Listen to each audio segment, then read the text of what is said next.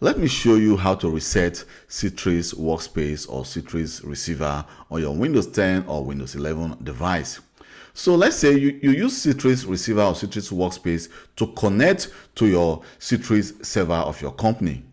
And at one particular time, it started freezing or it keeps on not responding. So what you need to do is the following. So when you go to your right-hand side of your device under Show Hidden Icons, here you can see we have our Citrix Workspace. So what you need to do is right-click, and then you can see we have the Advanced Preferences. Click on it.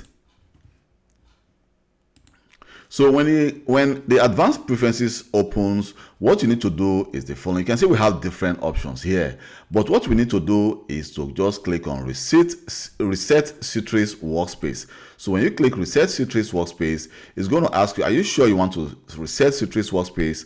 Then we can now say yes, Reset Citrix Workspace. So you can actually read this just for extra information, and then let's click yes.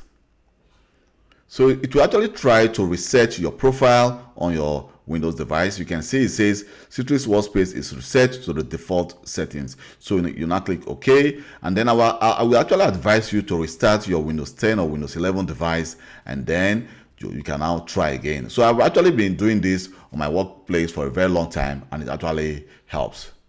Thank you very much for watching this video, and please don't forget to follow me for more IT videos. Bye.